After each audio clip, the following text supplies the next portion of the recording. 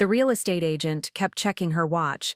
The buyers were getting impatient in the driveway, and I was standing there with a crowbar in my hands, staring at the one door Michael had told me never to open. I thought I was just clearing out junk to sell our house. I had no idea I was about to uncover a secret that would shatter everything I believed about my marriage, my family, and my own identity. My name is Sarah Chen, and until 6 months ago, I thought I had a pretty good handle on my life. Married for 12 years to Michael Chen, a software engineer at a mid-sized tech company in Austin, Texas. Before we jump back in, tell us where you're tuning in from, and if this story touches you, make sure you're subscribed, because tomorrow I've saved something extra special for you.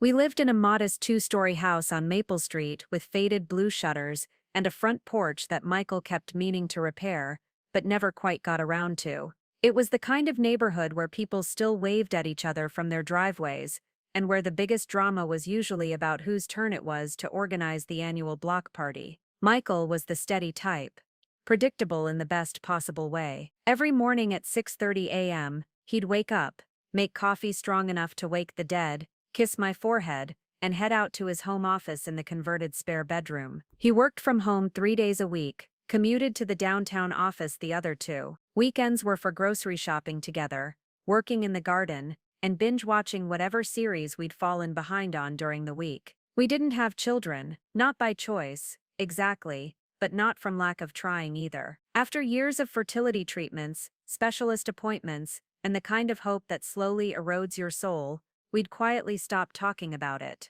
Michael threw himself into his work. I focused on my job as a high school librarian, and we settled into the comfortable rhythm of a couple who'd learned to find contentment in small things. Saturday morning pancakes, his terrible jokes during grocery shopping, the way he'd always leave little post-it notes on my coffee mug with messages like "You're amazing," or "Don't forget you're awesome." Looking back now, I wonder if those notes were guilt as much as love. Michael died on a Tuesday in March. Sudden cardiac arrest at 41 years old. The paramedics said it was likely a congenital heart defect that had gone undiagnosed his entire life. One moment he was in a video conference call with his team. The next moment he was on the floor of his office. I found him when I came home from work, still wearing the navy blue button-down shirt I'd ironed for him that morning. The funeral was exactly what Michael would have wanted. Simple, no fuss, just close family and friends. His parents flew in from California, my mom drove down from Dallas, and his co-workers filled the back rows of the funeral home. Everyone kept telling me how sorry they were,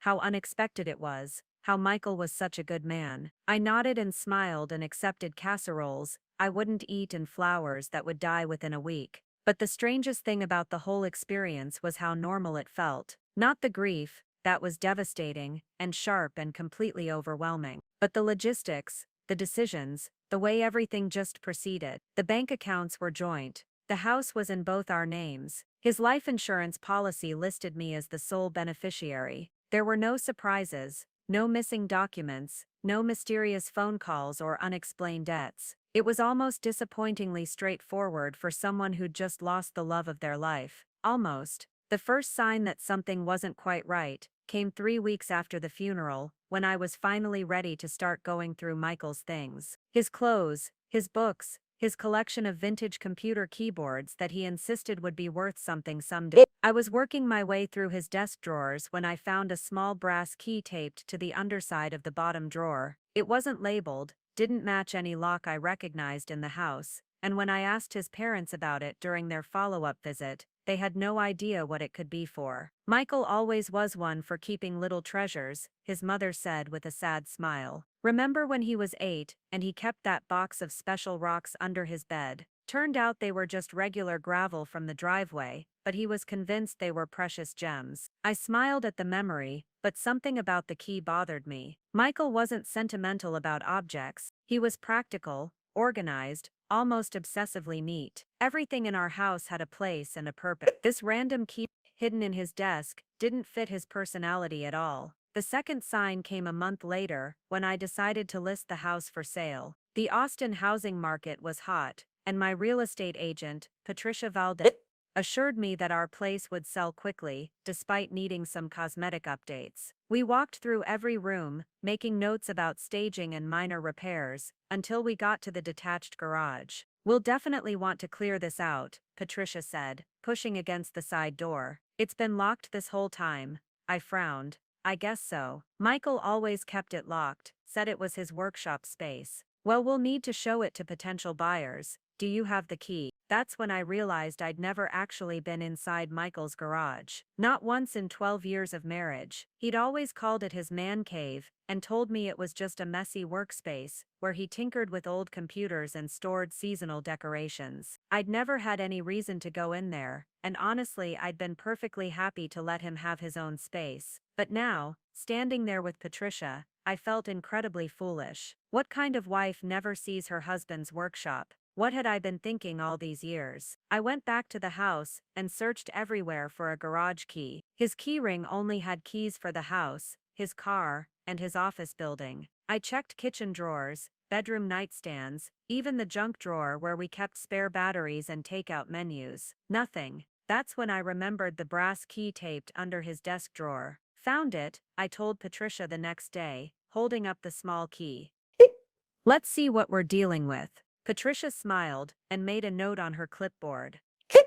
"Perfect. I've got a showing scheduled for this afternoon, so we'll want to get in there and assess what needs to be cleared out. Honestly, most buyers love a good workshop space, so if it's reasonably organized, it might actually be a selling point." The real estate agent kept checking her watch. The buyers were getting impatient in the driveway, and I was standing there with a crowbar in my hands, staring at the one door Michael had told me never to open. I thought I was just clearing out junk to sell our house. I had no idea I was about to uncover a secret that would shatter everything I believed about my marriage, my family, and my own identity. My name is Sarah Chen, and until 6 months ago, I thought I had a pretty good handle on my life. Married for 12 years to Michael Chen, a software engineer at a mid-sized tech company in Austin, Texas. We lived in a modest 2-story house on Maple Street with faded blue shutters and a front porch that Michael kept meaning to repair, but never quite got around to. It was the kind of neighborhood where people still waved at each other from their driveways, and where the biggest drama was usually about whose turn it was to organize the annual block party. Michael was the steady type. Predictable in the best possible way. Every morning at 6:30 a.m., he'd wake up, make coffee strong enough to wake the dead, kiss my forehead, and head out to his home office in the converted spare bedroom. He worked from home 3 days a week, commuted to the downtown office the other 2. Weekends were for grocery shopping together, working in the garden, and binge-watching whatever series we'd fallen behind on during the week. We didn't have children, not by choice, exactly, but not from lack of trying either. After years of fertility treatments, specialist appointments, and the kind of hope that slowly erodes your soul, we'd quietly stopped talking about it. Michael threw himself into his work. I focused on my job as a high school librarian, and we settled into the comfortable rhythm of a couple who'd learned to find contentment in small things. Saturday morning pancakes, his terrible jokes during grocery shopping, the way he'd always leave little post-it notes on my coffee mug with messages like "You're amazing," or "Don't forget you're awesome." Looking back now, I wonder if those notes were guilt as much as love. Michael died on a Tuesday in March. Sudden cardiac arrest at 41 years old. The paramedics said it was likely a congenital heart defect that had gone undiagnosed his entire life. One moment he was in a video conference call with his team. The next moment he was on the floor of his office. I found him when I came home from work, still wearing the navy blue button-down shirt I'd ironed for him that morning. The funeral was exactly what Michael would have wanted. Simple, no fuss, just close family and friends. His parents flew in from California, my mom drove down from Dallas, and his co-workers filled the back rows of the funeral home. Everyone kept telling me how sorry they were, how unexpected it was, how Michael was such a good man. I nodded and smiled and accepted casseroles I wouldn't eat and flowers that would die within a week. But the strangest thing about the whole experience was how normal it felt. Not the grief, that was devastating, and sharp and completely overwhelming, but the logistics, the decisions, the way everything just proceeded. The bank accounts were joint. The house was in both our names. His life insurance policy listed me as the sole beneficiary. There were no surprises, no missing documents, no mysterious phone calls or unexplained debts. It was almost disappointingly straightforward for someone who'd just lost the love of their life. Almost. The first sign that something wasn't quite right. Preparing and narrating this story took us a lot of time, so if you are enjoying it, subscribe to our channel. It means a lot to us. Now back to the story. Came 3 weeks after the funeral, when I was finally ready to start going through Michael's things. His clothes, his books, his collection of vintage computer keyboards that he insisted would be worth something someday. I was working my way through his desk drawers when I found a small brass key taped to the underside of the bottom drawer. It wasn't labeled, didn't match any lock I recognized in the house, and when I asked his parents about it during their follow-up visit, they had no idea what it could be for. Michael always was one for keeping little treasures, his mother said with a sad smile. Remember when he was 8, and he kept that box of special rocks under his bed? Turned out they were just regular gravel from the driveway, but he was convinced they were precious gems. I smiled at the memory, but something about the key bothered me. Michael wasn't sentimental about objects, he was practical, organized, almost obsessively neat. Everything in our house had a place and a purpose. This random key hidden in his desk didn't fit his personality at all. The second sign came a month later, when I decided to list the house for sale. The Austin housing market was hot, and my real estate agent, Patricia Valdez, assured me that our place would sell quickly, despite needing some cosmetic updates. We walked through every room, making notes about staging and minor repairs, until we got to the detached garage. We'll definitely want to clear this out, Patricia said, pushing against the side door. It's been locked this whole time. I frowned. I guess so. Michael always kept it locked, said it was his workshop space. Well, we'll need to show it to potential buyers. Do you have the key? That's when I realized I'd never actually been inside Michael's garage. Not once in 12 years of marriage. He'd always called it his man cave, and told me it was just a messy workspace, where he tinkered with old computers and stored seasonal decorations. I'd never had any reason to go in there, and honestly I'd been perfectly happy to let him have his own space. But now, standing there with Patricia,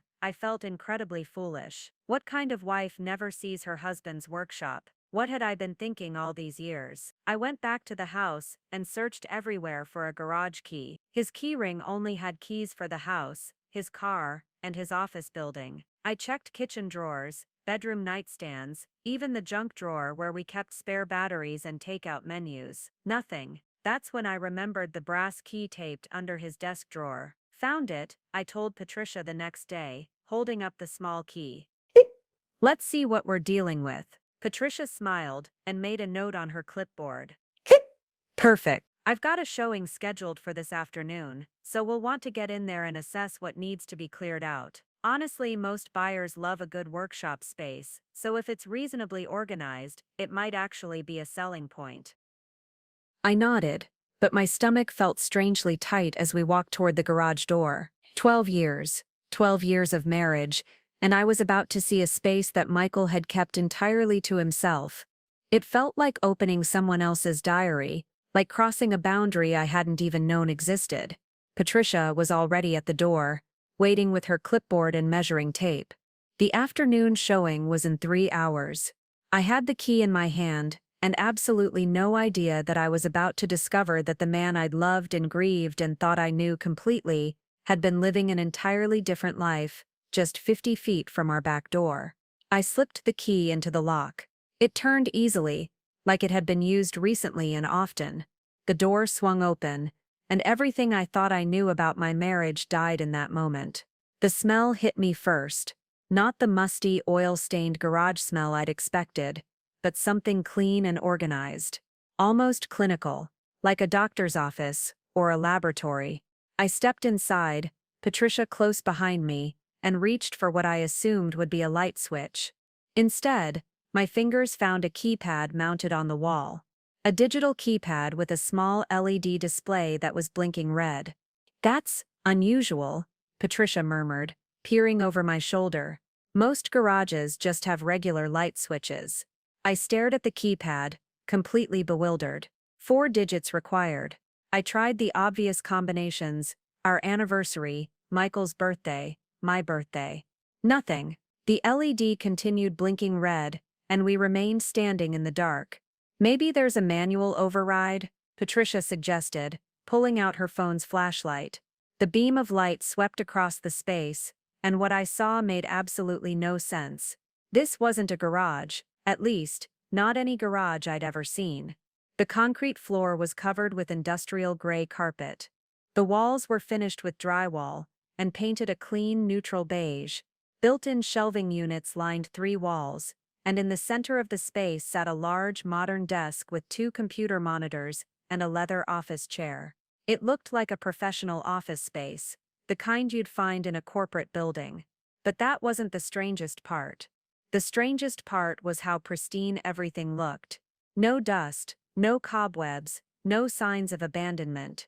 The desk surface was clean and organized.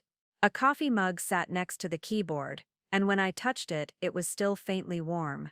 "Sarah," Patricia said quietly, her voice strange. "When exactly did your husband pass away?" "6 weeks ago," I replied automatically, still staring at the warm coffee mug. "March 15th. Patricia's flashlight beam moved across the desk, illuminating a desk calendar. The top page was turned to April, and there were appointments written in Michael's familiar handwriting. Today's date, April 28th, had a note that simply said, "Arrives 2 p.m. Says Sarah." Me. I felt the blood drain from my face. That's not possible. Patricia was already moving toward the back of the space, her phone light dancing across more impossibilities. "Sarah, you need to see this." I followed her, my legs feeling unsteady. In the far corner there was a small kitchenette. A mini fridge, a microwave, a coffee maker with a fresh pot that was still warm. The coffee maker's timer display showed it had been programmed to brew at 1:30 p.m. 30 minutes ago. "This doesn't make sense," I whispered. "Michael died 6 weeks ago. I've been to his funeral, I have his death certificate. I've been paying for his cremation." Patricia was quiet for a long moment, her light beam steady on the coffee maker. Then she said, very carefully, "Sarah, I think we need to call someone." "Call who?" "Call and say what? That my dead husband apparently set up his coffee maker to brew today." But even as I said it, I knew something was catastrophically wrong. The warm mug, the fresh coffee, the calendar with today's date, the keypad that clearly expected someone to know the right combination. This space had been maintained. Recently, regularly. I moved to the desk and tried to open the drawers, locked, all of them. I ran my hands under the desk surface, remembering the hidden key I'd found in the house. Nothing. "Maybe it's on a timer," Patricia suggested weakly. "The coffee maker, I mean. Maybe he set it up before he died, and it's just been running automatically. For 6 weeks, making fresh coffee every day for 6 weeks." We both knew how ridiculous that sounded. I turned in a slow circle, taking in the full space. 20 by 20 feet maybe. Completely finished, completely professional, and completely impossible. On one of the shelving units, I noticed a small framed photograph. I walked over and picked it up. It was Michael and me at our wedding, 12 years ago, both of us laughing at something off camera. But written on the frame in silver marker were the words "Cover Story." Cess and M. Chen, "Cover Story." "Patricia," I said, my voice coming out as barely a whisper, "I think I need to sit down." She helped me to the office chair, her real estate agent composure finally cracking. "Honey, I think we need to postpone the showing. This isn't a normal situation."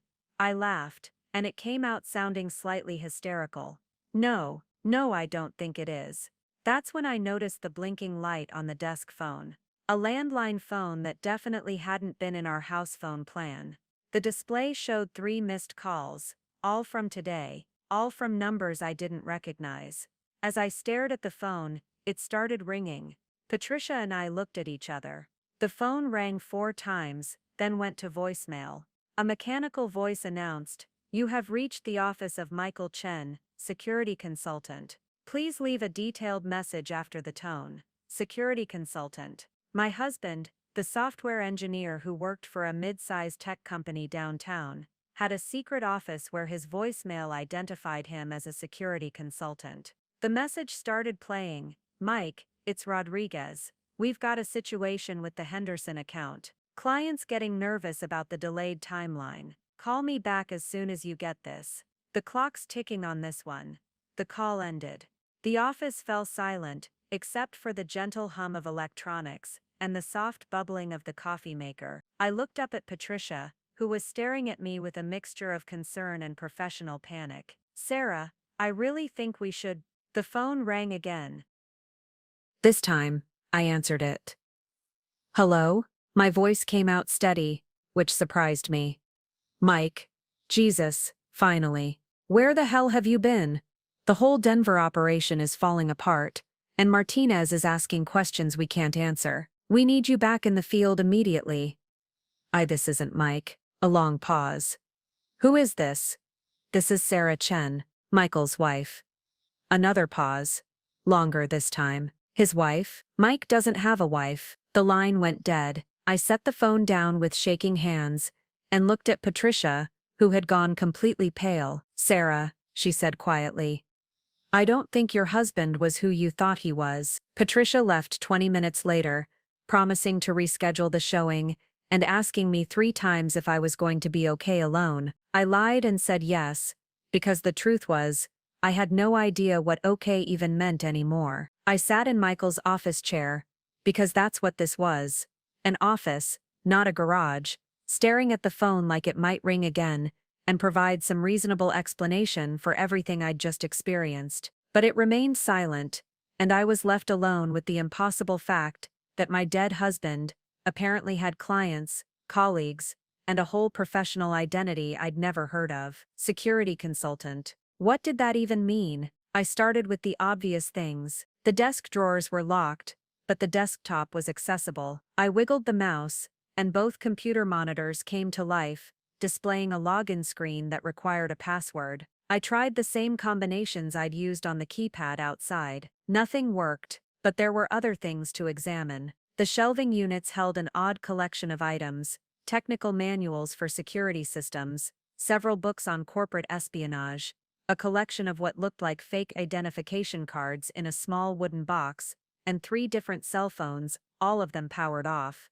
The fake IDs were what made my hands start shaking again. There were 5 of them, each with Michael's photograph, but different names. Michael Rodriguez, Mike Henderson, Michael Martinez, the same names I'd heard mentioned in those phone calls. He wasn't just working with these people, he was these people. I picked up one of the phones and powered it on. It immediately started buzzing with text messages and missed call notifications. Most of the messages were in some kind of code, but a few were clear enough to understand.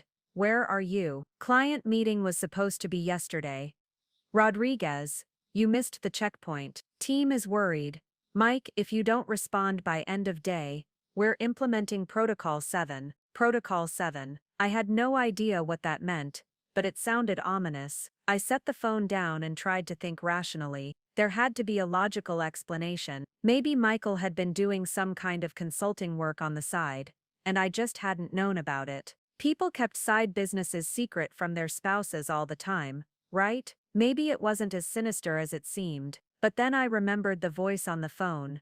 Mike doesn't have a wife. Not I didn't know Mike was married, or he never mentioned a wife. He doesn't have a wife. Present tense. Like the person calling was absolutely certain that Michael Chen, security consultant, was unmarried. I opened the wooden box with the fake IDs again, and looked more carefully. Each ID had different addresses, different emergency contacts, different everything. But they all had one thing in common. None of them listed any marital status, and none of them had emergency contacts that included a Sarah Chen. In Michael Rodriguez's wallet, there was a business card for a woman named Elena Vasquez, labeled emergency contact. In Mike Henderson's, the emergency contact was listed as David Kim partner. Michael Martinez's emergency contact was simply the office with a phone number I didn't recognize. I was starting to feel like I was looking at evidence of multiple lives, multiple identities, multiple versions of my husband that had existed completely separate from our marriage. That's when I found the appointment book. It was tucked behind one of the computer monitors, a leather-bound day planner filled with Michael's handwriting. I flipped through it, looking for some kind of clue about what he'd been doing all these years. The entries were cryptic but consistent. Surveillance, Westlake Corp appeared every Tuesday for the past 3 months. Background verification, Chen Industries, showed up twice a week. Security assessment, Rodriguez Manufacturing, was scheduled for Fridays. But it was the personal entries that made my stomach drop. Every entry that corresponded to time he'd supposedly been at his regular tech job was marked differently. Days when he'd told me he was going to the downtown office were marked home base maintain cover. Days when he'd told me he was working from home were marked field work. Extended absence protocol cover. The same word that had been written on our wedding photo. I flipped to today's date. The entry read, Sarah discovers office. Containment protocol initiated. Contact handler immediately. My vision started to blur. I read the entry again, certain I was misunderstanding something. But the words were clear, written in Michael's familiar handwriting, dated 3 months ago. He had known. 3 months ago, he had known that today, April 28th, I would find this office. He had planned for this moment, but that was impossible. 3 months ago, he'd been alive. 3 months ago, we'd been having normal conversations about whether to plant tomatoes or peppers in the garden this year. 3 months ago, he'd been kissing me goodbye every morning and complaining about his boring software development projects, unless he'd already been planning to fake his death. The thought hit me like a physical blow. I stood up from the chair so quickly that it rolled backward and crashed into the shelving unit behind me. One of the cell phones fell to the floor, and when it hit, the battery popped out. Inside the battery compartment was a small piece of paper with a phone number written on it. Above the number, in Michael's handwriting, if Sarah finds this, call immediately. Tell her Operation Lazarus is in effect. Operation Lazarus, like the biblical figure who rose from the dead. I sat down on the carpeted floor and tried to process what I was looking at. The evidence was adding up to something impossible. Michael had faked his own death. But I'd been to his funeral, I'd seen his body, I'd signed papers with the funeral home, filed insurance claims, received sympathy cards from our neighbors. The death certificate was real. The cremation had been real. The grief I'd been carrying for 6 weeks was real. But somehow, so was this office, with its warm coffee and current calendar and appointment book that had predicted today's discovery. I picked up the piece of paper, with the phone number, and stared at it. Part of me wanted to call immediately, to demand answers.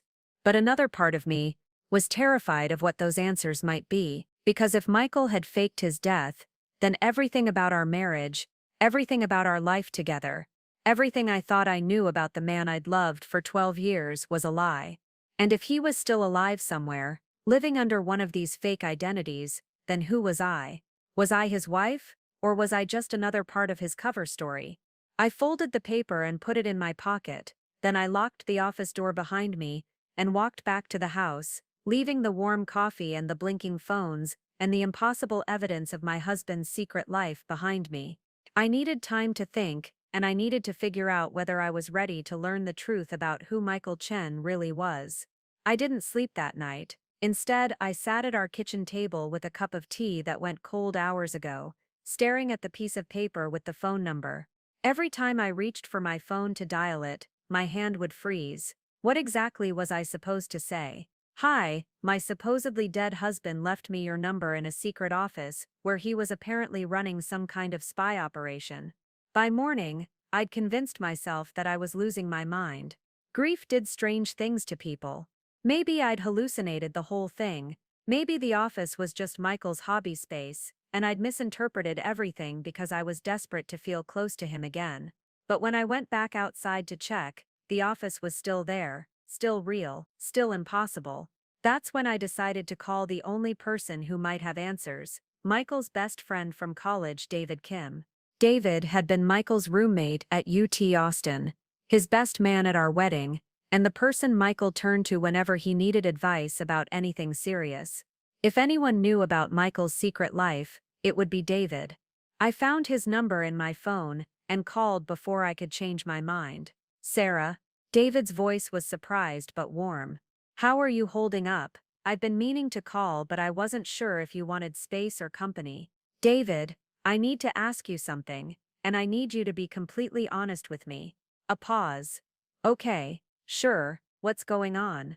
Did Michael ever mention doing security consulting work, or using fake names, or having some kind of job that wasn't software development? The silence stretched so long I thought the call had dropped. David, are you there? Sarah. His voice was different now. Careful, where are you right now? I'm at home, in the kitchen. Why? I need you to listen to me very carefully. Don't have this conversation on your home phone or your regular cell phone. Do you have another phone you can use? My heart started racing. What? Why? David, what's going on? Sarah, meet me at the Central Market on North Lamar in 1 hour, the coffee shop section. And Sarah, don't tell anyone where you're going. He hung up. I stared at my phone, completely bewildered. David Kim was an accountant. A mild-mannered, soft-spoken accountant who collected vintage vinyl records and made craft beer in his garage. He was not the kind of person who gave cryptic instructions about secure phone lines and secret meetings, unless he was part of whatever Michael had been involved in. The drive to Central Market took 25 minutes, during which I questioned every assumption I'd ever made about everyone in my life. Was David really an accountant? Were Michael's parents actually his parents? Was our mailman part of some elaborate conspiracy? By the time I found David sitting in the coffee shop corner, clutching a large espresso and checking his watch nervously, I was ready for answers. Thank God, he said when he saw me. Sit down, we don't have much time. Time for what? David, you're scaring me. He looked around the coffee shop, checking to see who might be listening, then leaned forward and spoke quietly. Sarah, how much do you know about what Michael really did for work? Apparently nothing. I found his office yesterday. His real office, with fake IDs and appointment books and people calling him by different names. David, what was my husband involved in? David closed his eyes and rubbed his temples. This is so much worse than I thought it would be. What's worse? What are you talking about? Michael worked for a private intelligence firm, corporate espionage, background investigations, security assessments for high-level clients. The kind of work where you can't tell anyone, not even your family, what you really do. I felt like the floor was dropping out from under me. You knew, all this time, you knew he was lying to me. It wasn't lying exactly. It was protecting you. Sarah, the kind of people Michael dealt with, the kind of information he had access to. If the wrong people knew about you, knew that you existed, you could have been in serious danger. So our entire marriage was fake. I was just his cover story? David's expression softened. No, Sarah, no. Michael loved you, really loved you. The marriage was real, the feelings were real, the job was just compartmentalized. Then why are you acting like we're in some kind of spy movie? Why all the secrecy about phone calls and meeting locations? David was quiet for a moment, then reached into his jacket pocket and pulled out a small device that looked like a garage door opener. Because 3 days ago, someone broke into Michael's real office downtown. They took his computer, his files, everything. And yesterday, someone broke into my apartment. My blood went cold. What? They didn't take anything valuable. Just went through my papers, my computer. They were looking for something specific. And Sarah, I think they're looking for you. Why would anyone be looking for me? I don't know anything about Michael's work. I didn't even know it existed until yesterday.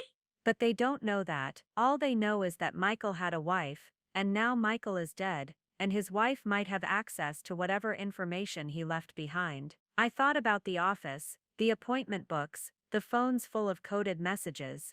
David, there's something else. Michael's office, it looked like someone had been using it recently. The coffee was warm, the calendar was current, and there was an appointment book that predicted I would find the office yesterday. David went very still.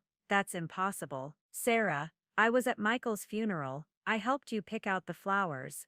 I know, but David, what if— I lowered my voice to barely a whisper. What if Michael isn't really dead? David stared at me for a long moment, then pressed the device in his hand. It beeped softly. What was that? Signal jammer. Now we can talk freely. He leaned closer. Sarah, 6 months before Michael died, he came to me with a hypothetical question. He asked me what I would do if I needed to disappear completely, to start over with a new identity. but I needed to protect someone I loved from getting hurt in the process. What did you tell him? I told him I'd fake my own death. David drove me to an address in East Austin that I'd never seen before. A small, unmarked building wedged between a taco truck and a vintage clothing store. The kind of place you'd walk past 1,000 times without noticing. This is where Michael really worked, David said, pulling into a parking spot across the street. Phoenix Group. Private intelligence and corporate security. I stared at the building. It looked like nothing special, just beige brick and tinted windows with a small sign that read Phoenix Consulting Services. How long have you known? I asked. Since college. Michael recruited me during our senior year, not for field work. I was always the tech support guy, database management, financial tracking, background research. The boring stuff that happens behind the scenes. So when I thought you were just his friend, you were actually his colleague. Both, David said quietly. Sarah, everything about your friendship with me was real. The craft beer, the vinyl records, the terrible movie nights at your house.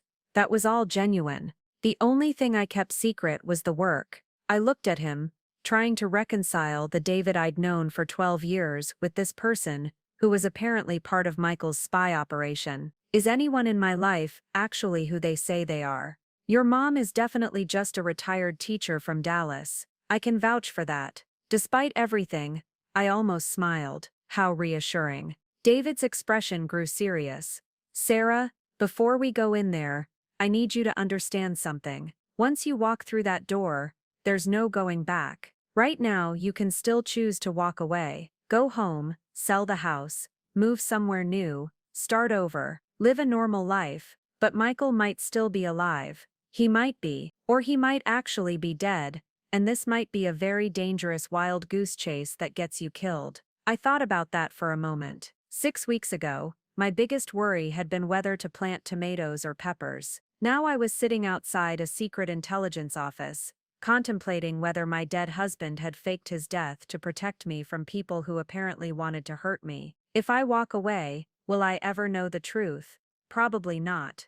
And if I don't walk away, then we find out what really happened to Michael, and we deal with whatever consequences come with that knowledge. I looked at the building again. Such an ordinary-looking place to house such extraordinary secrets. David, can I ask you something? Sure. Do you think he's alive? David was quiet for a long moment. I think Michael Chen was the most resourceful, careful, paranoid person I've ever known. If anyone could successfully fake their own death and disappear, it would be him.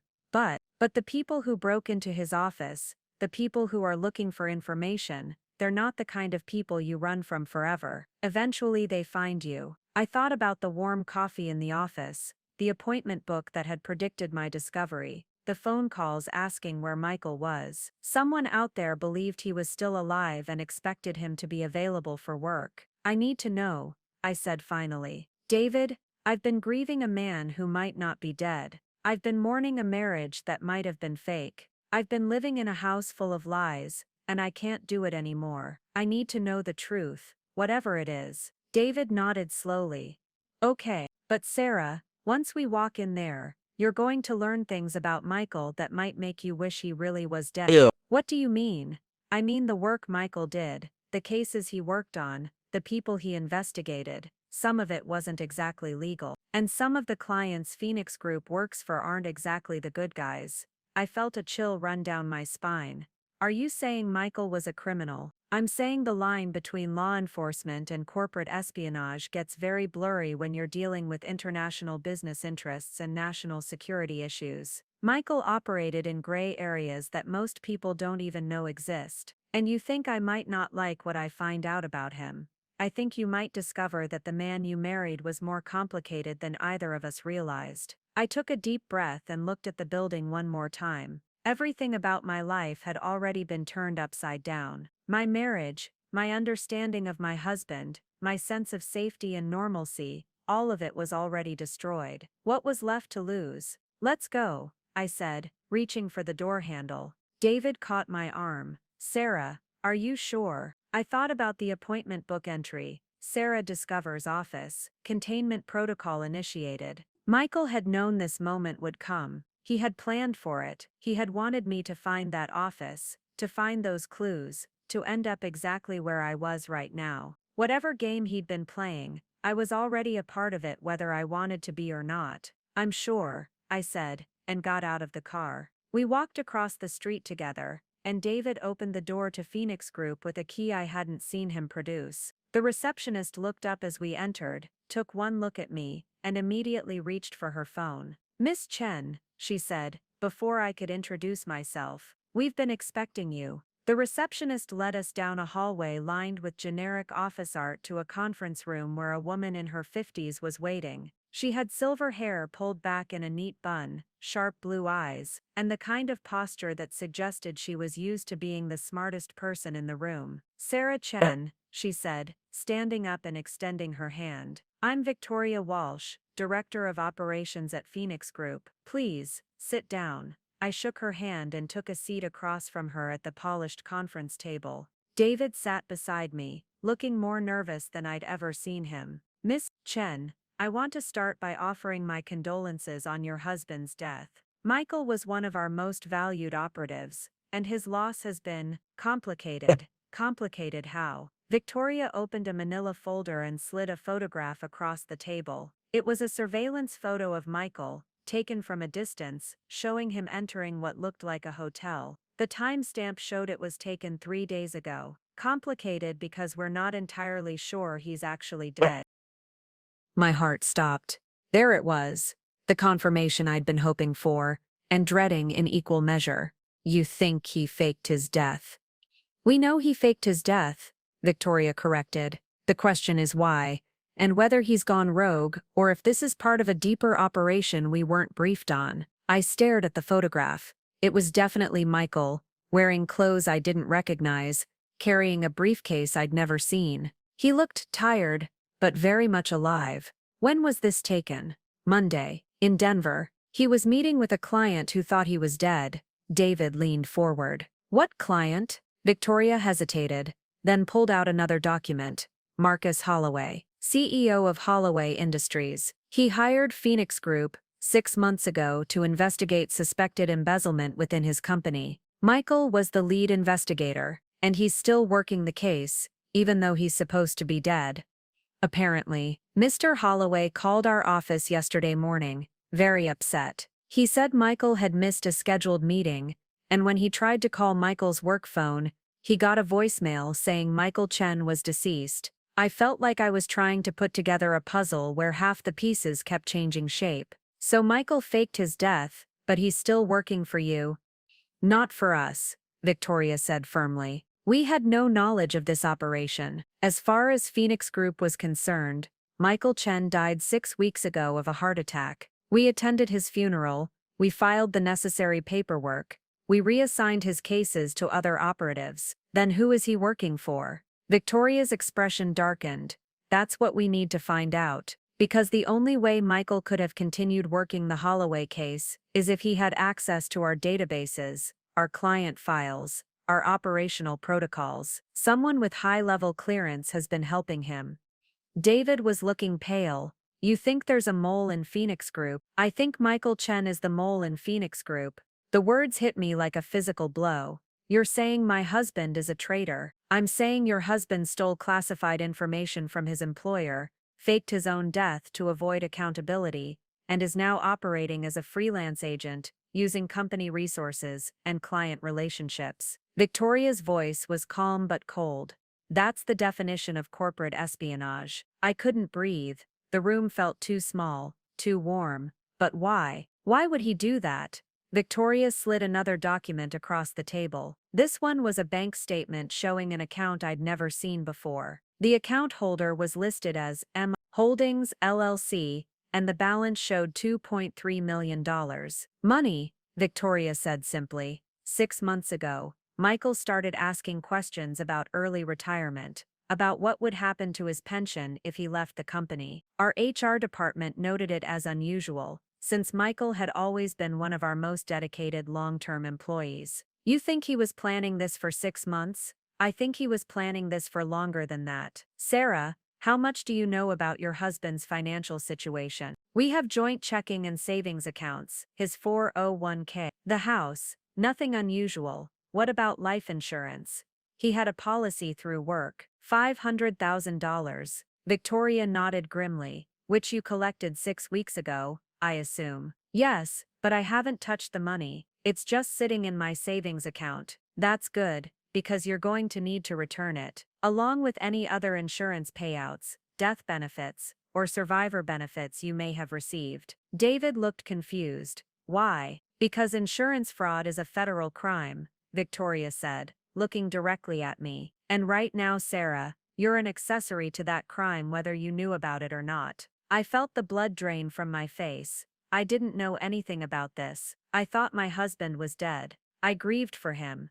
I believe you, but the FBI won't care about your intentions when they discover that you collected $500,000 in death benefits for a man who's currently walking around Denver using stolen corporate intelligence to make money. The FBI. Victoria closed the folder. Sarah, Michael didn't just betray Phoenix Group, he betrayed his clients, his colleagues, and his country. Some of the information he had access to involves national security contracts. This is bigger than corporate espionage now. I looked at David, hoping he could somehow make this make sense, but he looked as shocked as I felt. What do you want from me? I asked quietly. We want you to help us find him, Victoria said. Because right now you might be the only person who can. Victoria opened a second folder, thicker than the first, and spread its contents across the conference table like a dealer laying out cards. Documents, photographs, financial records, and what looked like intercepted communications covered the polished surface. This is everything we've discovered since we started investigating Michael's activities, she said.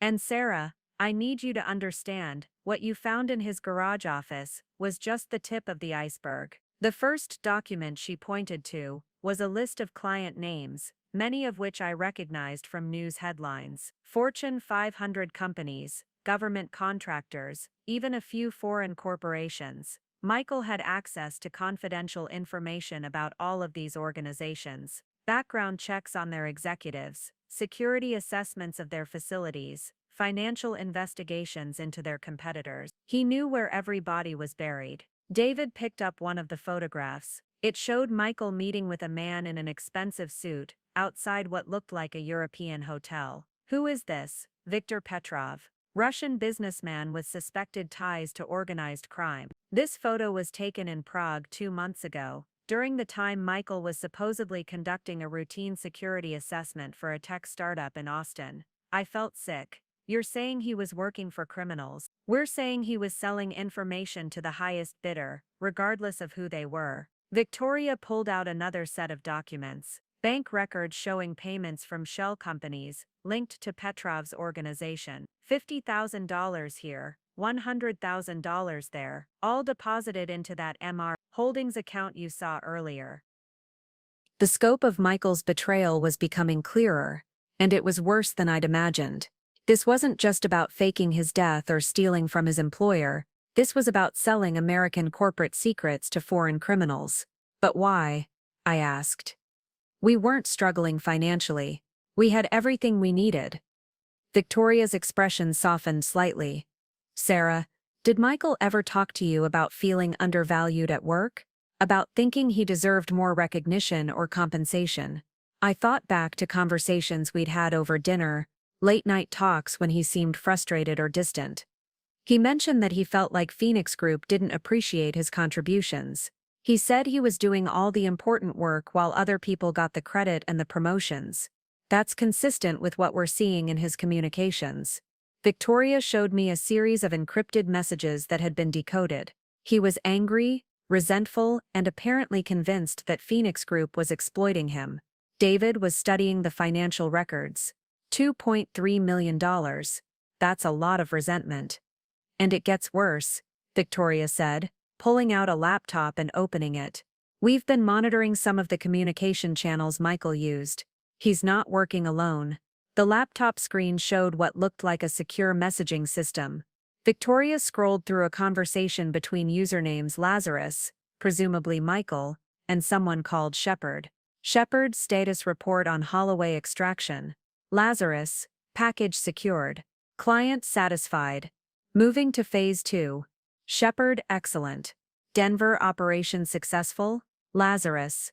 Minor complications with Phoenix Group asking questions. May need to accelerate timeline. Shepard understood. Prague contact confirms next payment ready. $500K upon delivery of Sterling files. I stared at the screen. Sterling files? Victoria's face went grim. Sterling Defense is one of our biggest government clients. They develop cybersecurity systems for military applications.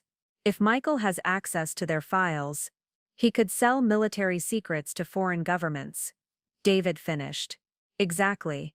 And based on this conversation, he's planning to do exactly that. The room fell silent except for the humming of the air conditioning. I tried to process what I was learning about the man I'd been married to for 12 years. The Michael who brought me coffee in bed on Sunday mornings, who helped me grade papers when I was overwhelmed at work, who cried during movies about dogs. That man was apparently a traitor selling military secrets to Russian criminals. There's something else, Victoria said quietly. She pulled out one final document, and when I saw what it was, my blood turned to ice. It was a life insurance application, but not for the policy I knew about. This one was for $2 million, taken out just 3 months before Michael's supposed death, and the beneficiary wasn't me. The beneficiary was listed as Elena Rodriguez, domestic partner. Who is Elena Rodriguez? I whispered. We believe she's Michael's real partner. The person he's been working with. The person he faked his death to be with. Sarah, we think your entire marriage was part of his cover identity. I felt like I was drowning. You're telling me that not only is my husband a traitor, but he was also living with another woman. Based on the evidence, yes. Elena Rodriguez has been receiving payments from the same shell companies that were paying Michael. She has an apartment in Denver under a false identity. And according to hotel records, she was with Michael when that surveillance photo was taken. David reached over and put his hand on my shoulder, but I barely felt it. Everything I thought I knew about my life was collapsing around me. Sarah, Victoria said gently, I know this is overwhelming, but we need your help to stop him before he sells those Sterling Defense files.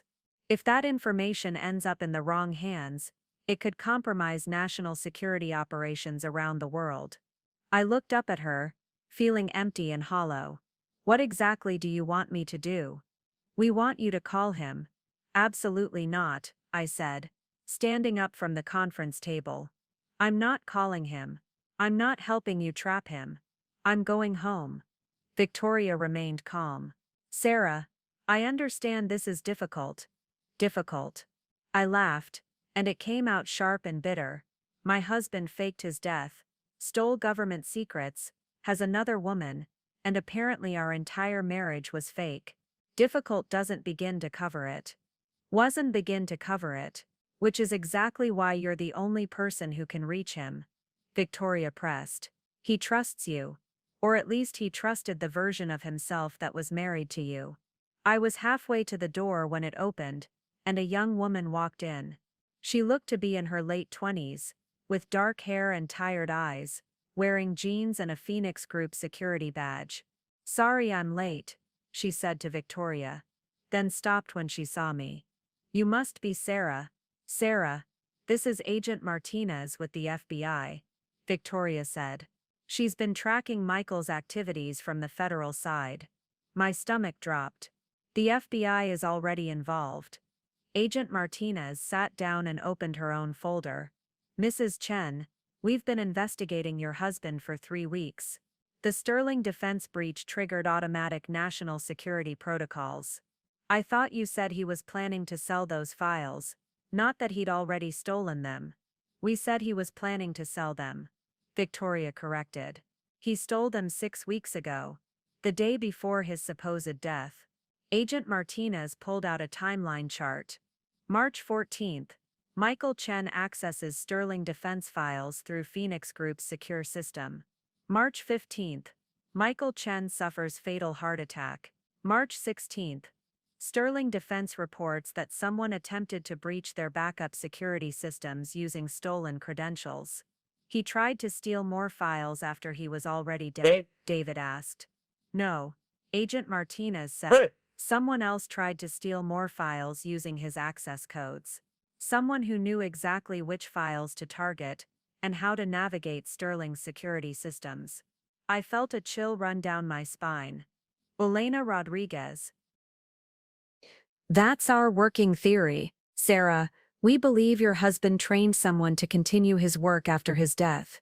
He didn't just fake his death to escape consequences. He faked it to provide himself with the perfect alibi while his partner completed the operation. Agent Martinez showed me another photograph. This one was a driver's license photo of a woman with dark hair and sharp features.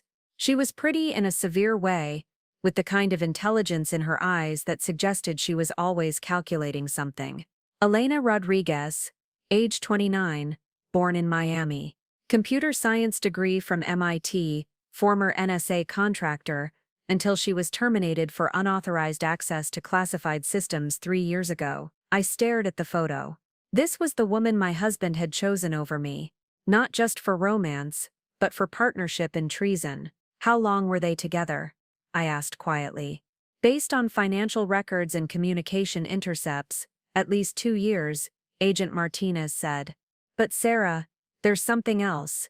Elena Rodriguez isn't just Michael's partner, she's his handler. What does that mean? Victoria leaned forward. It means she's the one giving him orders. The shepherd in those encrypted messages. Michael isn't the mastermind of this operation. He's the asset being controlled by someone else. The room spun slightly. You're saying this woman manipulated my husband into becoming a traitor? We're saying this woman recruited your husband to steal specific information for specific clients, Agent Martinez corrected. Michael may have started working with her because he felt undervalued at Phoenix Group, but what he became was a professional spy working for foreign interests. David had been quiet through most of this exchange, but now he spoke up. If Elena is the one running the operation, why do you need Sarah to call Michael? Why not go after Elena directly? Because we can't find her, Agent Martinez admitted. Elena Rodriguez disappeared the same day Michael supposedly died. No credit card activity, no phone usage, no digital footprint. It's like she evaporated. But Michael has been spotted, Victoria added. Which means either they've separated, or she's nearby and being much more careful than he is. Agent Martinez turned to me. Sarah, we've analyzed Michael's communication patterns, his psychological profile, everything. If anyone can get him to reveal Elena's location, it's you. What makes you so sure? Because despite everything, despite the lies and the betrayal and the fake death, Michael left you clues. The office, the appointment book, the phone number. He wanted you to find out the truth. I thought about the entry in the appointment book. Sarah discovers office. Containment protocol initiated. Maybe it wasn't just a prediction. Maybe it was an invitation. You think he wants to be caught? We think he wants to be saved, Victoria said quietly. Sarah, Elena Rodriguez is dangerous. She's killed before 2 former associates who tried to leave her organization. If Michael is having second thoughts about what they're doing, he's in serious danger. I looked at the photo of Elena again, trying to imagine this woman controlling my husband, manipulating him into betraying everything he'd once stood for. If I call him, I said slowly, what exactly am I supposed to say? Agent Martinez pulled out a sophisticated-looking device that resembled a small tablet. This is a secure communication system, encrypted, untraceable. We've loaded it with Michael's contact information from his Phoenix Group files. How do you know he'll answer? Because 3 days ago, someone tried to access your bank account, Victoria said quietly. The same account where you deposited his life insurance money. My blood went cold. What? Failed login attempts from Denver. Someone was trying to transfer the $500,000 to an offshore account. Sarah, either Michael is desperate for money, or Elena is forcing him to clean up loose ends. Agent Martinez nodded grimly.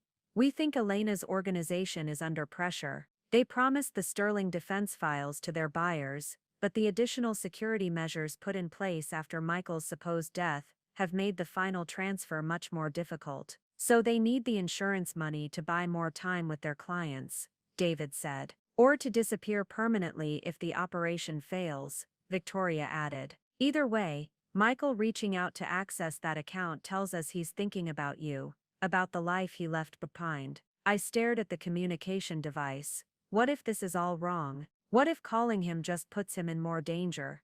Agent Martinez's expression softened. Sarah, yesterday we intercepted a communication between Elena and her handler. Yes, she has someone above her too. Elena reported that the asset is becoming unreliable, and that contingency measures may be necessary. Contingency measures, in intelligence operations, that usually means elimination of compromised personnel. The room fell silent. Despite everything Michael had done, despite the lies and betrayal, the thought of him being murdered by his own partners made me feel sick. Victoria opened another file.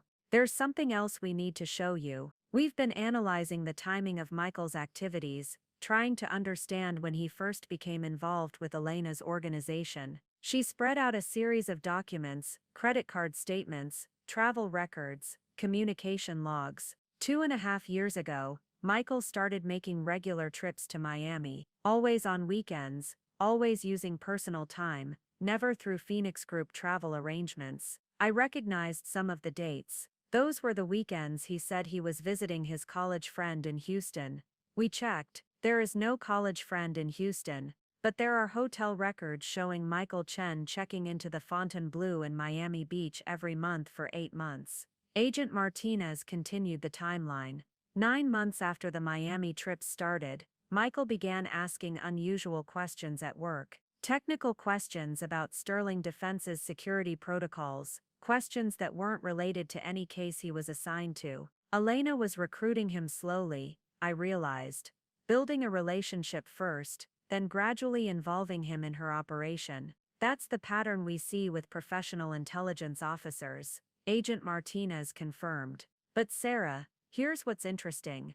During that same period, Michael was also doing something else. She pulled out another set of documents, bank records showing regular deposits into a separate account I'd never seen before. Every month concurrent with the Miami trips, Michael was depositing money into a savings account under your name, an account you never knew existed. I stared at the statements. The account had nearly $150,000 in it. Why would he do that? Victoria's voice was gentle. We think he was trying to protect you, creating a financial safety net in case something went wrong, or in case he needed to disappear and wanted to make sure you were taken care of, Agent Martinez added. David was studying the bank statements. Look at the deposit amounts. They correspond to the payments he was receiving from Elena's shell companies. He was essentially giving you half of everything he made from the espionage operation. The implications hit me like a physical blow. He was using blood money to set up a college fund for children we don't have, and a retirement account I didn't know about. Sarah, Victoria said carefully, we think Michael was planning to eventually tell you everything. The office, the appointment book predicting your discovery, the secret account in your name, it all suggests he intended for you to find out about his activities. But he died before he could tell me. Or before Elena would let him tell you, Agent Martinez corrected. Sarah, we've been monitoring Elena's communications with her organization.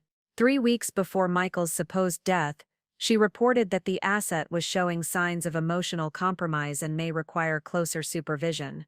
I felt pieces clicking into place in my mind. You think Elena found out Michael was planning to come clean to me?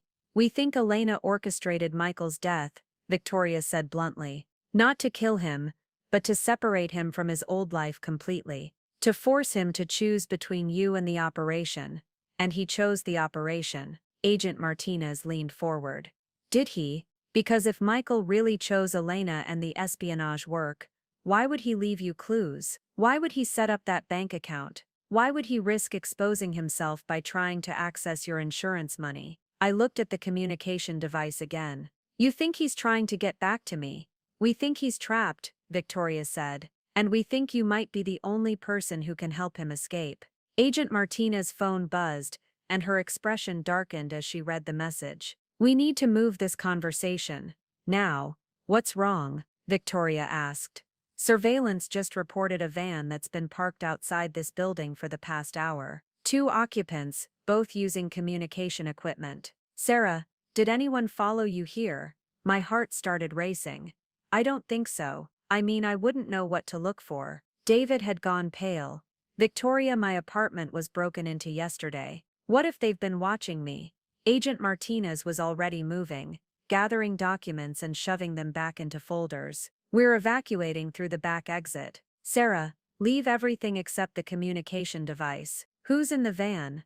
I asked, clutching the secure tablet as Victoria guided me toward a rear door I hadn't noticed before. We don't know yet, but Elena's organization has a history of aggressive surveillance, Agent Martinez said, speaking into her radio as we moved. Priority 1 is getting Sarah to a secure location. We emerged into an alley behind the building, where an unmarked sedan was already waiting with its engine running. Agent Martinez pushed me into the back seat next to David, while Victoria took the front passenger seat. Drive, Agent Martinez told the driver, scanning the mirrors as we pulled away. Take the long route to Safe House Charlie. As we drove through Austin traffic, my phone started ringing. Unknown number. Don't answer it, Agent Martinez said immediately. But what if it's Michael? If it's Michael, he'll call the secure device. If it's Elena's people, answering will confirm your location. The phone stopped ringing, then immediately started again. Same unknown number. They're persistent, David muttered. Agent Martinez was monitoring something on her tablet. Sarah, I need you to listen carefully. In the past 2 hours, since you walked into the Phoenix Group building, there have been attempted break-ins at your house, David's apartment, and your mother's house in Dallas. My mother. I felt panic rising in my chest. Is she okay? She's fine. We had protective surveillance in place as a precaution. But Sarah, this level of coordinated activity means Elena's organization sees you as a serious threat.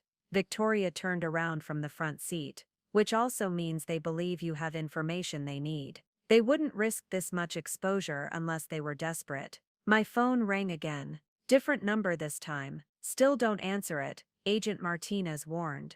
But the secure communication device Victoria had given me was also beeping now. An incoming message. That one you can check, Agent Martinez said. I looked at the screen. A single line of text. Sarah, it's Michael. We need to talk, alone. My hands were shaking. It's him. Agent Martinez leaned over to look at the device. Could be. Could also be Elena using his credentials. How can we tell? Ask him something only Michael would know, David suggested. I typed back, prove it's you. The response came immediately. You cried during our first dance at our wedding, because I stepped on your dress. You told everyone it was tears of joy, but you whispered to me that you were embarrassed and wanted to disappear. I told you that you were the most beautiful woman I'd ever seen, even with a torn dress. I started crying. No one else could have known that. I'd never told anyone about the dress, or what Michael had said to comfort me. It's him, I whispered. Agent Martinez looked skeptical. Sarah, intelligence operatives are trained to extract personal information from their targets. Elena could have gotten that story from Michael weeks ago. But the device was beeping again. Another message. Sarah, I know you don't trust me anymore. I know you think our marriage was fake. It wasn't. The work was fake, the identities were fake, but what I felt for you was real. I need you to know that before this is over. And then they're coming for me tonight. Elena found out I tried to access your account. She thinks I'm going to expose the operation. Sarah, I'm scared. Victoria was monitoring radio chatter on her own device. The van that was outside Phoenix Group is mobile. They're following a route that would take them towards Sarah's neighborhood. They're going to my house. Or they're creating a diversion while other teams move to different locations, Agent Martinez said. Sarah, Elena's organization operates like a military unit. Coordinated attacks, multiple targets, contingency plans for every scenario. The secure device beeped again. Sarah, are you there? Please. I know I don't deserve your help, but I don't have anyone else. Elena has people watching every exit from the hotel. If I try to leave alone, they'll kill me. Agent Martinez looked at the message and frowned. If this is really Michael, and he's really trapped, this could be our best chance to get him and gather evidence against Elena's operation. But if it's a trap, then we're walking into a situation designed to capture or eliminate you, Victoria finished. The device beeped one more time. I'm at the Driscoll Hotel, room 1247. Sarah, I need to see you face to face. I need to explain everything, and I need to give you something that Elena can never be allowed to have. I looked at Agent Martinez. What could he have that's so important? Information about Elena's other operations, client lists, financial records, the kind of evidence that could take down her entire network. Or Victoria said grimly, it could be Elena using Michael as bait to draw you into a trap where she can eliminate the only person who might be able to identify her.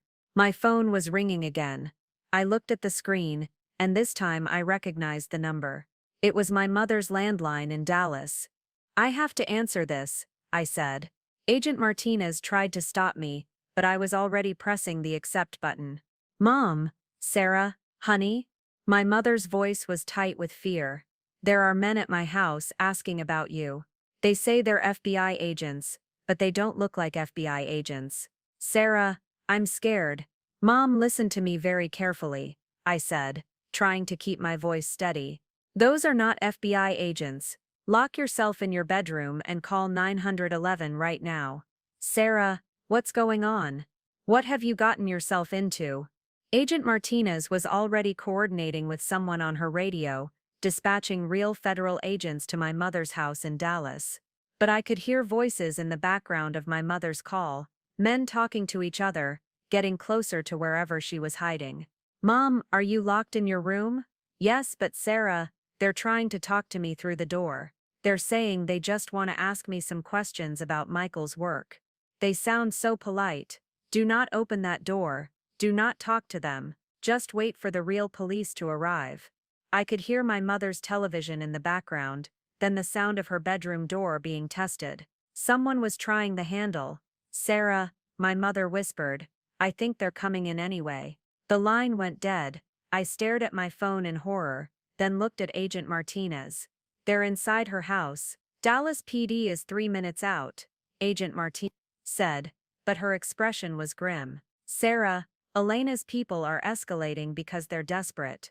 The longer this situation continues, the more dangerous it becomes for everyone connected to you. Victoria was studying the secure communication device, which had received several more messages from Michael. He's getting more frantic. Look at these. The messages were increasingly urgent. Sarah, where are you? Elena just left with 2 men.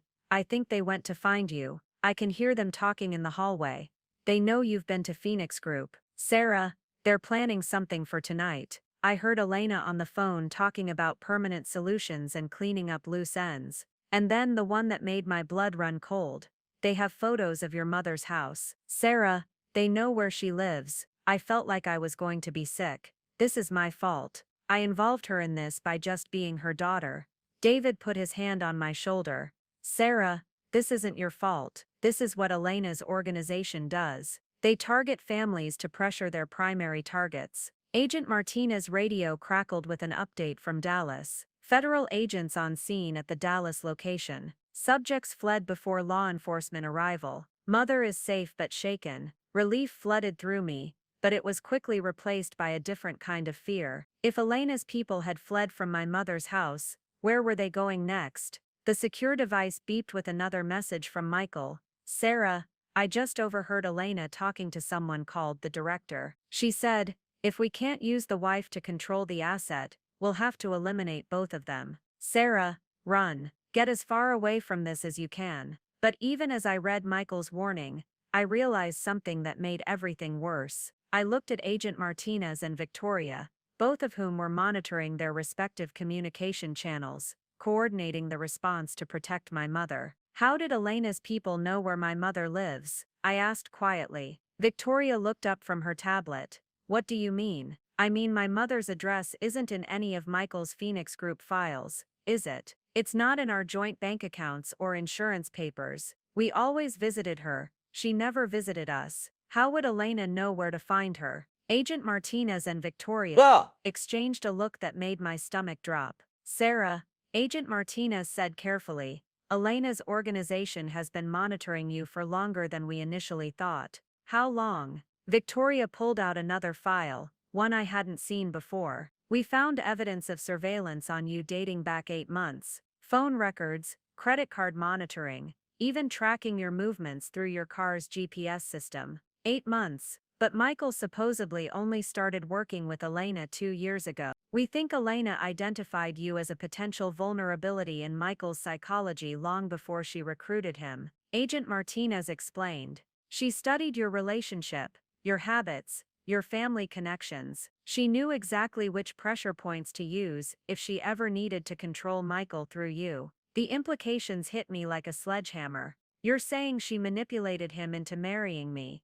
We're saying she may have manipulated him into staying married to you, Victoria corrected. Sarah, we found communication records between Elena and Michael from 18 months ago. He was trying to leave the operation. He wanted out.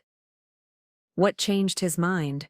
Agent Martinez hesitated, then showed me a transcript of an intercepted communication. Elena, the wife is a useful asset. Maintains your cover, provides emotional stability, keeps you grounded in your civilian identity. Eliminating that connection would be strategically disadvantageous. Michael, Sarah isn't part of this. She's innocent. Elena, exactly, which is why she's valuable. Innocent people make excellent leverage when necessary. I felt the world tilt sideways. She threatened me. A year and a half ago, she threatened to hurt me if Michael tried to leave. And Michael stayed in the operation to protect you, David said quietly. But then, why fake his death? Why leave me if he was trying to protect me? Victoria's expression was grim. Because Elena escalated the threat. Sarah, 3 weeks before Michael's supposed death, Elena sent him surveillance photos of you. At work, at the grocery store, at your mother's house. The message was clear: we can reach you anytime, anywhere. The secure device beeped one final time. Sarah, Elena just came back. She knows you're with federal agents. She's giving me an ultimatum: bring you to her by midnight, or she starts killing people close to you. Starting with David. I looked at David, who had gone completely pale. She has surveillance on all of us, I whispered. She knows exactly where we are right now. We're not negotiating with terrorists, Agent Martinez said firmly, but I could see the worry in her eyes as she looked at David. Then how do we stop her? I asked. Elena has been planning this for years. She knows everything about us, about our habits, our weaknesses. What do we know about her? Victoria was already pulling out files, more than you might think. While you've been processing the personal revelations, we've been building a comprehensive profile. She spread out a new collection of documents across the back seat of the car: financial records, surveillance photos, communication intercepts, and what looked like architectural blueprints. Elena Rodriguez isn't just a rogue NSA contractor, Victoria explained. She's the operational head of an international espionage network called the Meridian Group. They've been selling classified information to foreign governments for at least 5 years. Agent Martinez added, we've identified 12 other assets, like Michael Chen professionals, who were recruited, manipulated, and controlled using personal leverage. 3 of them are dead, officially ruled as accidents or suicides. I studied the photos of Elena meeting with various people in different cities. How many people work for her? Direct operatives, maybe 20. But the Meridian Group has connections to organized crime, corrupt government officials, and corporate executives in 8 countries. When Elena makes a threat, she has the resources to follow through. David was examining the architectural blueprints. What building is this? The Driscoll Hotel, Victoria said. Every floor, every exit, every security camera. We've been studying it since Michael's message. You're planning to go in after him? Agent Martinez shook her head. We're planning to be ready if you decide to go in after him. Sarah, this is still your choice. But if you choose to meet with Michael, you won't be going in blind. Victoria pointed to the hotel blueprints. Elena has at least 4 operatives positioned around the building. 2 in the lobby posing as guests, 1 in a maintenance uniform monitoring service corridors, and 1 in a vehicle across the street. How do you know all this? Because we've had the hotel under surveillance since Michael checked in yesterday, Agent Martinez admitted. We've been hoping Elena would show herself. And has she? Not visually confirmed, but we've detected electronic surveillance equipment on floors 12 and 13. Someone is monitoring communications and possibly recording everything that happens in and around Michael's room. I looked at the complete picture they'd assembled. Photos, financial records, organizational charts, building layouts. For the first time since this started, I felt like we might actually have a chance. What exactly are you proposing? I asked. Victoria's expression was serious. We think Elena made a mistake by threatening David. She's forcing a confrontation before she's fully prepared. If we move tonight, we might catch the Meridian group off guard. But Michael is still trapped in that hotel room, which is why Agent Martinez said slowly, we need you to keep that midnight appointment. But this time Elena won't be the only one with backup. The secure device beeped with one more message from Michael. Sarah, Elena says she'll let me talk to you alone first. Room 1247, 11 p.m. She promises safe passage if you come alone. Don't trust her, but please, I need to see you one last time. I looked at the clock on the car's dashboard. It was 9:30 p.m. Do we have enough time to prepare? We'll have to, Agent Martinez said grimly. Because ready or not, we're running out of options. At 10:15 p.m., everything went wrong. Agent Martinez's radio exploded with chatter. As we sat in the surveillance van 3 blocks from the Driscoll Hotel. All units, we have multiple black SUVs converging on the target location. Repeat, Elena's people are mobilizing earlier than expected. Through the van's tinted windows, I could see unmarked vehicles moving through downtown Austin with military precision. This wasn't the careful, subtle surveillance we'd been tracking all day. This was an invasion. They know we're here, Victoria said, monitoring electronic communications on her tablet. Someone tipped them off about our surveillance. Agent Martinez was coordinating with federal teams positioned around the hotel, but the reports coming back were alarming. Team 3 reports armed personnel entering through the hotel's service entrance. Team 1 has visual on Elena Rodriguez entering the main lobby. Elena's actually there? I asked, my heart racing. First time we've had visual confirmation in 3 weeks, Agent Martinez confirmed. Sarah, this changes everything. If Elena is personally overseeing this operation, it means she considers you a major threat. My phone rang, not the secure device, my regular cell phone. The caller ID showed Michael's old work number, the one that had been disconnected when he supposedly died. Answer it, Agent Martinez said. We're recording everything. Hello? Sarah, it's Michael. His voice was strained, different than in the messages. Listen carefully. Elena moved up the timeline. She wants you here now, not at 11. Michael, are you okay? You sound, I'm fine. But Sarah, something's wrong. Elena's people aren't just watching the hotel anymore. They're taking positions like they're preparing for a war. Agent Martinez was gesturing for me to keep him talking while she coordinated with the tactical teams. Michael, I'm scared. This feels like a trap. It is a trap, he said quietly. But Sarah, Elena made a mistake. She's so focused on capturing you that she's exposed her entire operation. There are federal agents everywhere. How do you know about the federal agents? A pause. Because I've been working with them for 6 months. The words hit me like a physical blow. What? Sarah, I never went rogue.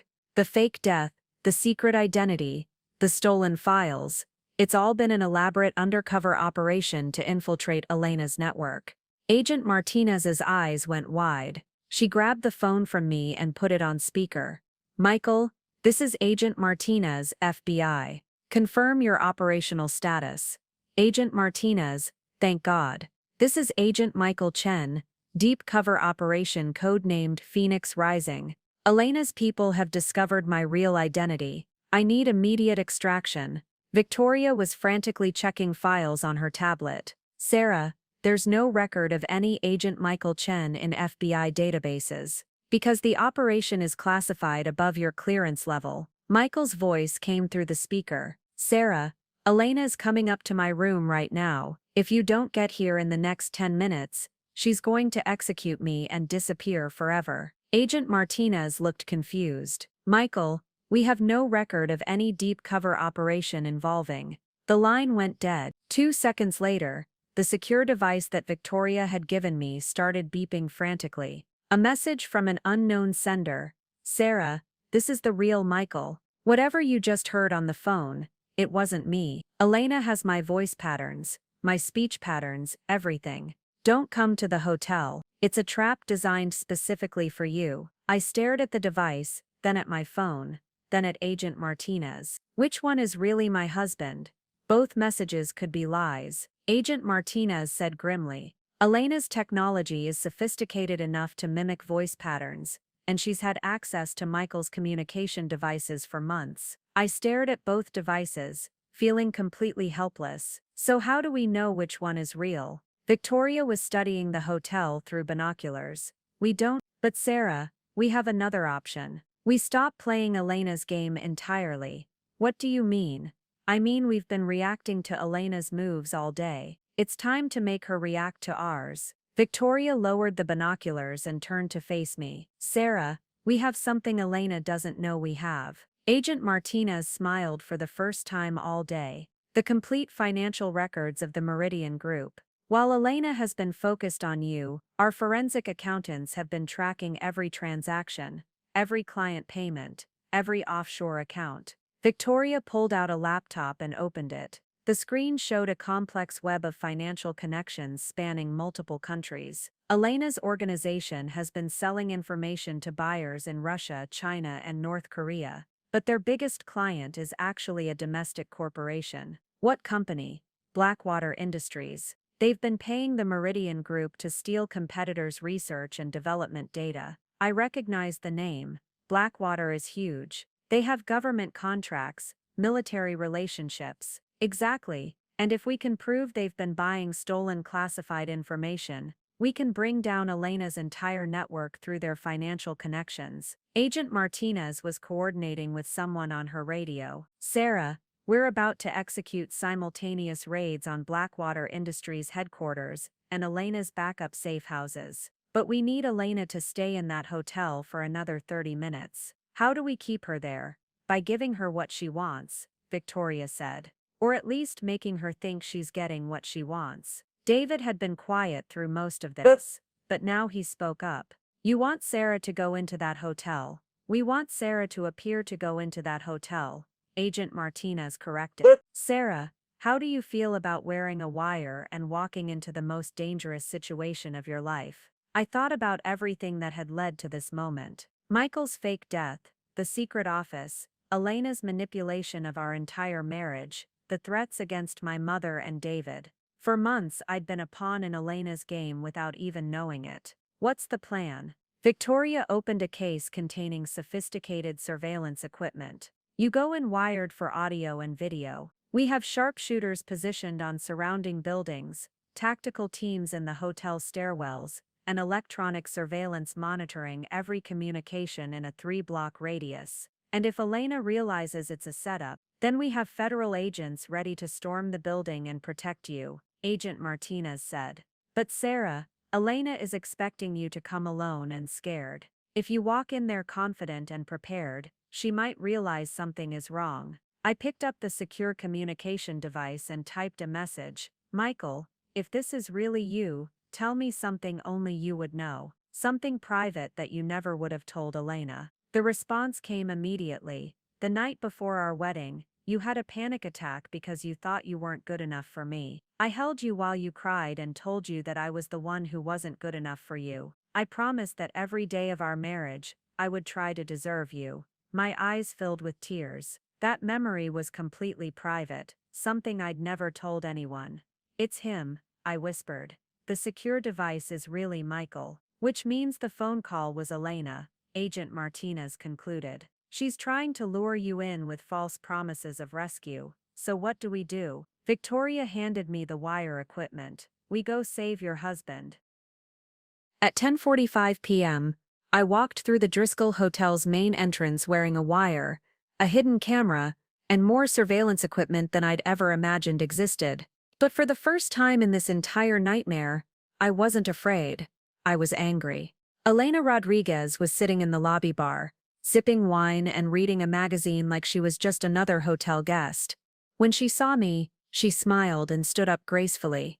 She was younger than I'd expected, more beautiful and absolutely nothing like the monster I'd built up in my mind.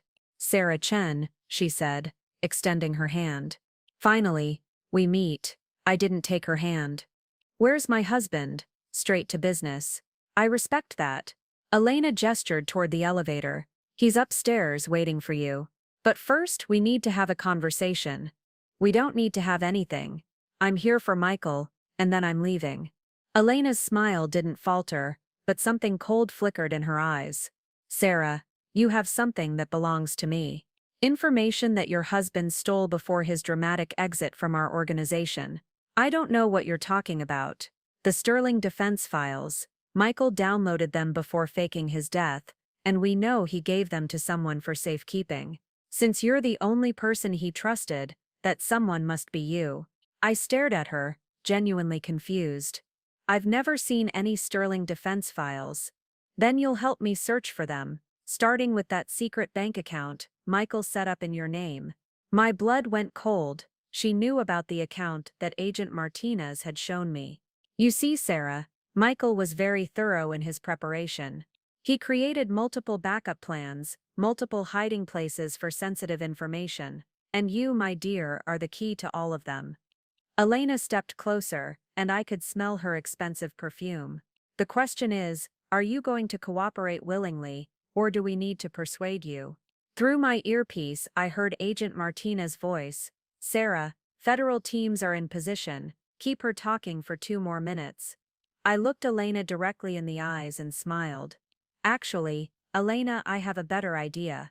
Why don't you surrender now, before this gets any worse for you?" Her smile vanished completely. Elena's hand moved toward her purse, but before she could reach whatever weapon was inside, federal agents emerged from every corner of the hotel lobby. The elegant woman who had been sitting at the next table reading a newspaper was Agent Martinez. The businessman, checking in at the front desk, was part of the tactical team. Even the bartender was federal law enforcement. "Elena Rodriguez, you're under arrest," Agent Martinez announced, her gun drawn. But Elena wasn't looking at the agents. She was staring at me with something that looked almost like admiration. "Very clever, Sarah, but you still don't understand what you've gotten yourself into." "I understand enough. Do you? Do you understand that your husband has been playing a game within a game? That even now he's not telling you the complete truth?" Agent Martinez moved closer. "Elena, you have the right to remain silent." "Sarah," Elena interrupted, ignoring the agent completely. "Ask your husband about Project Mirror. Ask him why he really married you. Ask him what he was hired to protect." "What are you talking about?" Elena smiled one last time before Agent Martinez cuffed her. "You're not just Michael's wife, Sarah, you're his assignment. You always have been." As the agents led Elena away, her words echoed in my mind. Through my earpiece, I heard Victoria's voice. "Sarah, we need you to get to room 1247 now. We've just breached the door, and what we found, you need to see this yourself." I rode the elevator to the 12th floor with my heart pounding. When the doors opened, Agent Martinez was waiting for me, her expression grim. "Sarah, I need to prepare you for what you're about to see. The man in that room, he's not Michael." "What do you mean?" "I mean, we've just discovered that the real Michael Chen died 6 weeks ago, exactly like we thought. The person who's been sending you messages, the person Elena was holding in that hotel room. Sarah, we don't know who he is." I walked toward room 1247, where everything I thought I'd finally understood was about to shatter again. Inside the room, sitting on the bed with his hands zip-tied behind his back, was a man who looked exactly like my husband. But when he looked up at me, his eyes were the eyes of a complete stranger. The man who wasn't Michael looked up at me with familiar features but unfamiliar eyes. "Sarah, I can explain everything. Can you?" I sat down in the chair across from him, surprised by how calm I felt. "Because I'm not sure I want to hear any more lies." Agent Martinez entered the room carrying a thick file. "Sarah," His real name is Marcus Webb. He's been Michael's backup identity for Phoenix Group operations for 3 years. When Michael died, Elena forced Marcus to take over his life completely. Marcus nodded slowly.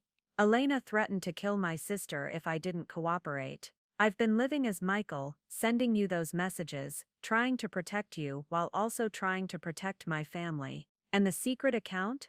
The warm coffee in the garage office? That was all real, Michael, Marcus said quietly. He did set up that account for you. He did leave those clues. Elena had me maintain his office to make it look like he was still alive, in case Phoenix Group came looking. Agent Martinez opened the file.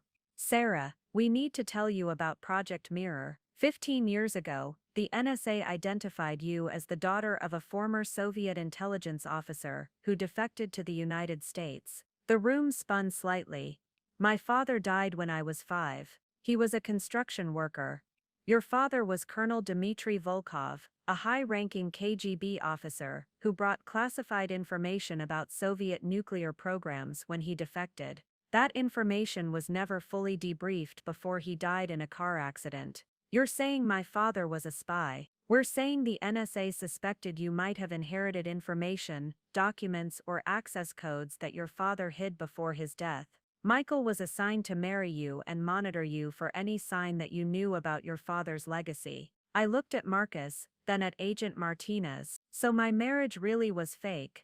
No, Marcus said firmly. Sarah, I've read every report Michael filed about you. He fell in love with you for real. The assignment became secondary to protecting you. That's why he eventually stopped reporting to his handlers. Agent Martinez nodded. The garage office, the secret accounts, even his work with Elena, it was all Michael trying to build resources to protect you from people who wanted to use you to get to your father's secrets. What secrets? I don't know anything about my father except that he died in an accident. That's what we thought too, until we found this. Agent Martinez handed me a small brass key, identical to the one I'd found taped under Michael's desk. Sarah, your father left something for you. And now it's time to find out what it is. I took the key and felt its weight in my palm. After everything I'd learned, after all the lies and revelations and betrayals, I realized I was ready to discover the truth about my own identity. Not as Michael's widow, not as Elena's target, but as Dmitry Volkov's daughter.